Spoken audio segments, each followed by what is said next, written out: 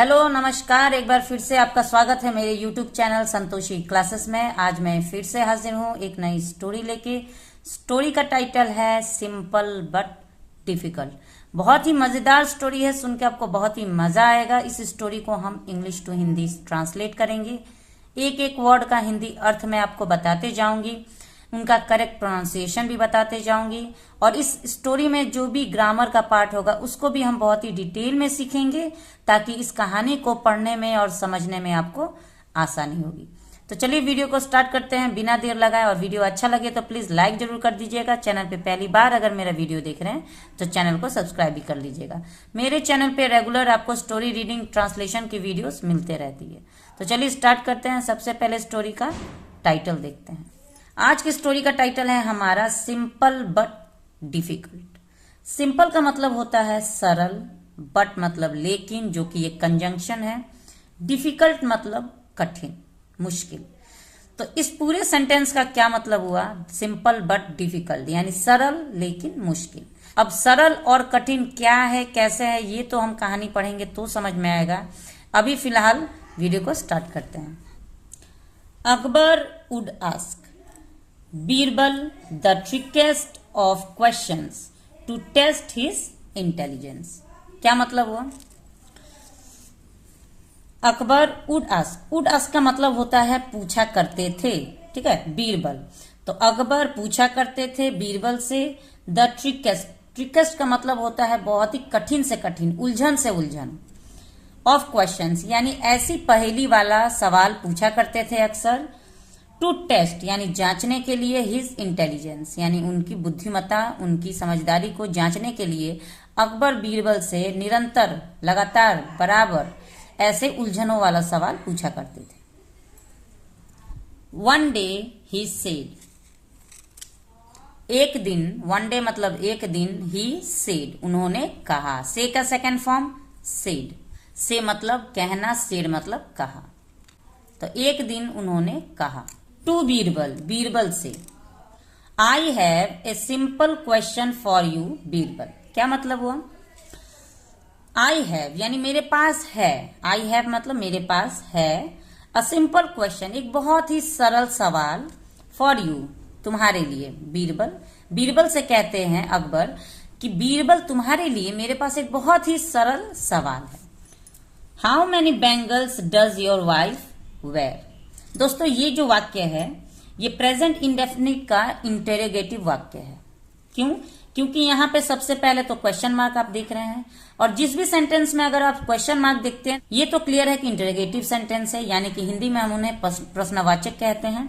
और ये अब टेंस के बारे में समझेंगे कि कौन से टेंस का इंटेरोगेटिव है। तो यहाँ पे आप देख सकते हैं डज, डज का प्रयोग किया गया है। इसका मतलब ये प्रेजेंट इंडेफिनिट है, और प्रेजेंट इंडेफिनिट में भी यहाँ पे WH फैमिली का प्रयोग किया गया है।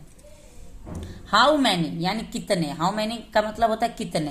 बैंगल्स, बैंगल्स का मतलब होता है चूड़ियां जो औरतें कलाई में पहनती है। तो हाउ मैनी बैंगल्स यानी कितनी चूड़ियां। डज योर वाइफ तुम्हारी पत्नी, वेयर, वेयर मतलब पहनती है। तो कितनी चूड़ियां तुम्हारी पत्नी पहनती है। ये एक बहुत ही सरल सा सवाल अकबर ने बीरबल से पूछा। Birbal said your majesty I do not know. Birbal said, Birbal ने कहा। से का सेकेंड फॉर्म सेड। से मतलब कहना, सेड मतलब कहा। तो बीरबल ने कहा। Your majesty Maharaj, I do not know. दोस्तों ये जो वाक्य है ये प्रेजेंट इंडेफिनिट का नेगेटिव वाक्य है। नेगेटिव वाक्य में हम डू नॉट का प्रयोग करते हैं, ठीक है। तो महाराज आई डू नॉट नो, और डू नॉट के साथ वर्ब का फर्स्ट फॉर्म का प्रयोग किया जाता है। ये भी आप ध्यान रखिएगा, प्रेजेंट इंडेफिनिट के जब नेगेटिव वाक्य हम बनाते हैं तो वहां पे हमें डू नॉट या डोंट के साथ वर्ब के फर्स्ट फॉर्म का यानी पहले वाले फॉर्म का प्रयोग करना होता है। तो इस पूरे सेंटेंस का क्या मतलब हुआ?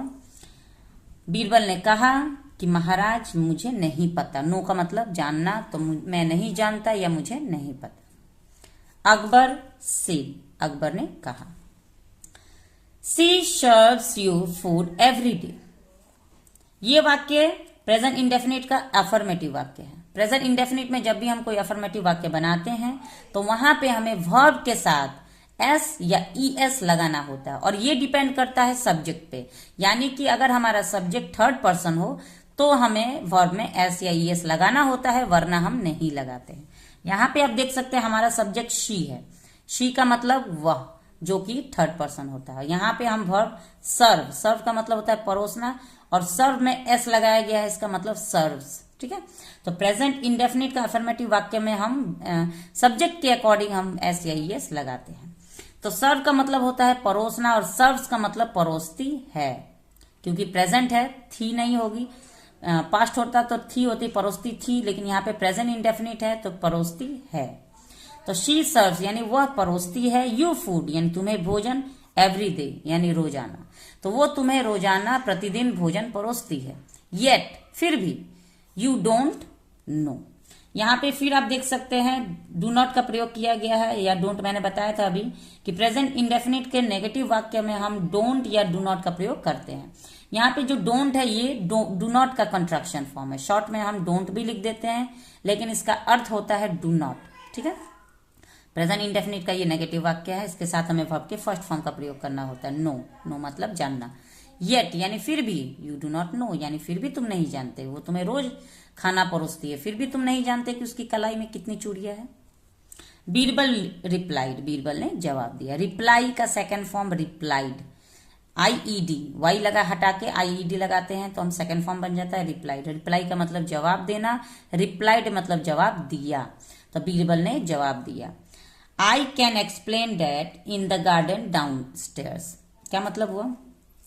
आई मतलब मैं, कैन एक्सप्लेन यानी मैं समझा सकता हूं। कैन का प्रयोग किया गया है, इसका सकता सकती या सकते, सेंटेंस के टेल में जब सकता सकती या सकते आता है तो वहां पे हम कैन का प्रयोग करते हैं। तो यहाँ पे आप देख सकते हैं आई कैन एक्सप्लेन यानी मैं समझा सकता हूं, डैट यानी इस बात को, इन द गार्डन डाउनस्टेयर्स यानी मैं इस बात को समझा सकता हूं लेकिन बगीचे में नीचे चल के, यानी हमारा जो बगीचा है वहां पे जब हम नीचे चलेंगे बगीचे में, वहां पे हम इस बात को समझा सकते हैं।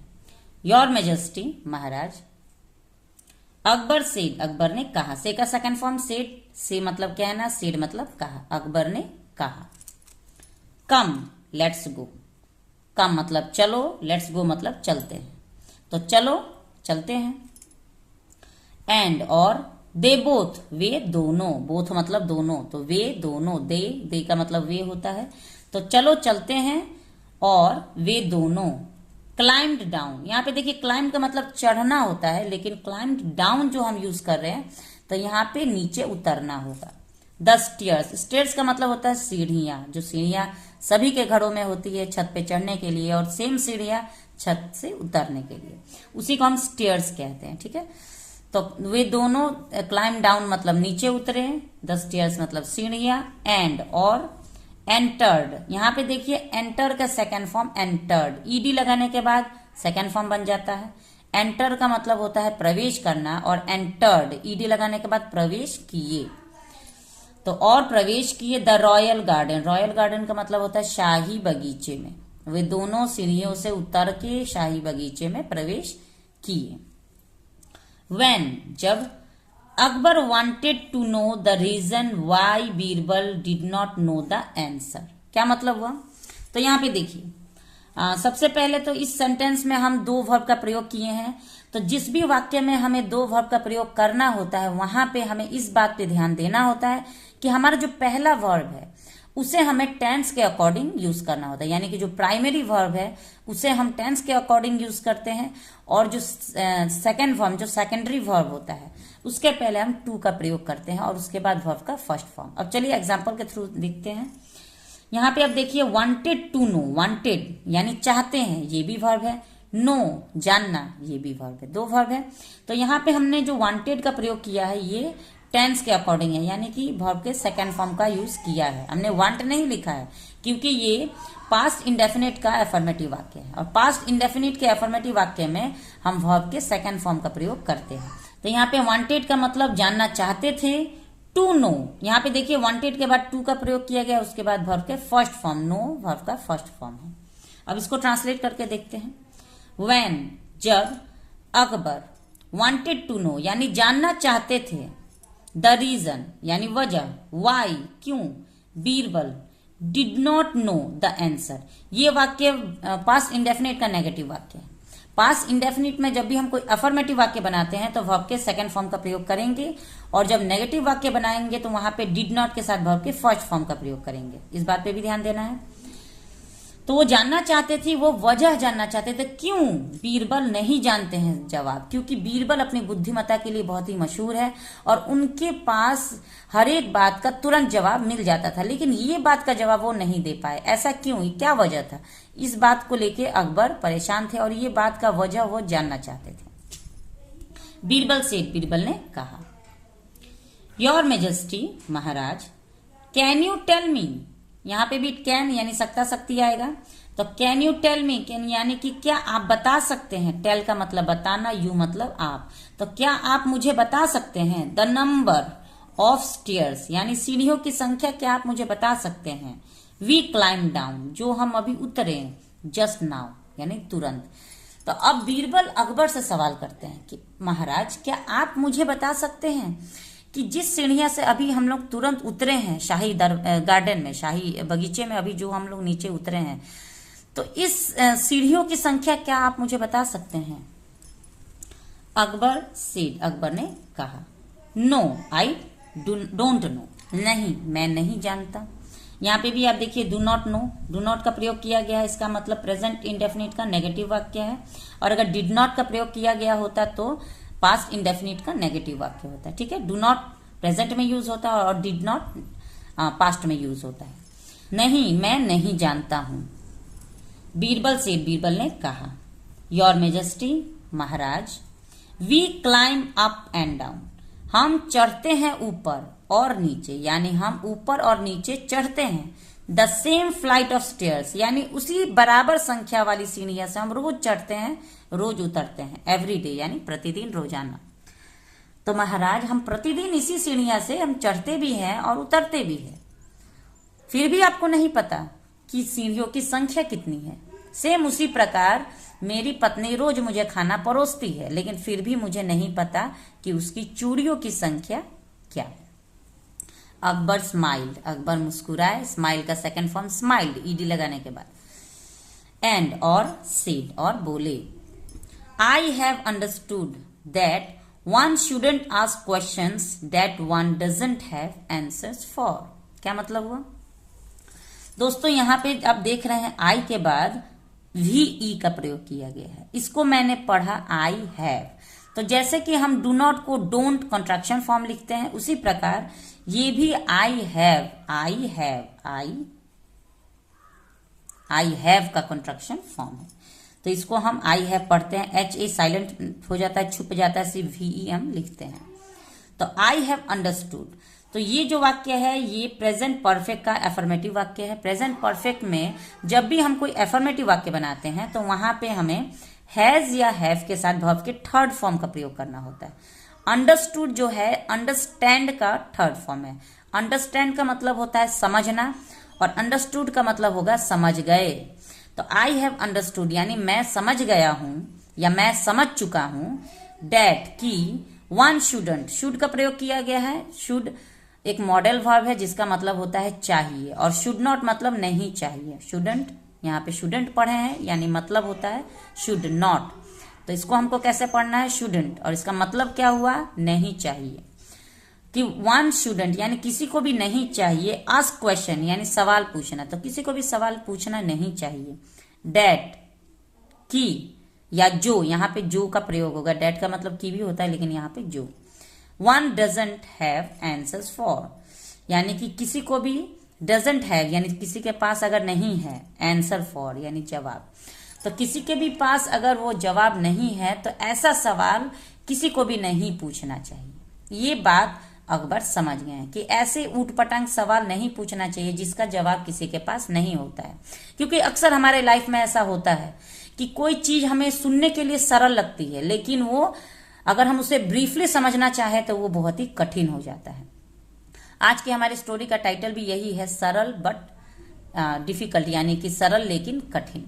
तो ये एक ऐसा सवाल था, इसमें इस स्टोरी में हमने ऐसा सवाल देखा। अभी जो भी मेरा वीडियो देख रहे हैं, चाहे मैं भी, जो जितने भी लोग मेरा वीडियो देख रहे हैं, सभी मन में जरूर सोचेंगे कि सही बात है, उनके भी घर में सीढ़ियां होगी और रोज वो चढ़ते होंगे उतरते होंगे, लेकिन किसी ने भी अपनी सीढ़ियों की संख्या गिनी नहीं होगी। ये सब चीज ऐसी बातें होती है जो हम रेगुलर तो यूज करते हैं, लेकिन उसके बारे में हम ब्रीफली नहीं समझना चाहते। तो यही सवाल आज की स्टोरी में भी कहा गया है कि बहुत से ऐसी बातें होती है जो हमारे लिए सरल होती है, लेकिन अगर हम समझे तो मुश्किल होती है। और किसी को भी ऐसा उटपटांग सवाल नहीं पूछना चाहिए जिसका जवाब खुद उसके पास भी ना हो। तो आज की स्टोरी कैसी लगी आपको? उम्मीद है वीडियो अच्छा लगा हो। अगर मेरे पढ़ाने का प्रयास अच्छा लगा है, अगर मेरे पढ़ाने से आपको कुछ भी समझ में आता है, तो प्लीज वीडियो को लाइक करिएगा। चैनल पे पहली बार मेरा वीडियो देख रहे हैं तो चैनल को सब्सक्राइब कर लीजिएगा। और कमेंट सेक्शन में जाके जरूर बताएं कि कौन से स्टेट से, कौन से राज्य से आप मेरा वीडियो वॉच कर रहे हैं। तो मिलते हैं नेक्स्ट वीडियो में एक और इंटरेस्टिंग स्टोरी के साथ, एक और इंटरेस्टिंग टॉपिक के साथ। तब तक के लिए मेरे चैनल पे बने रहिए। Thanks for watching the video and have a nice day.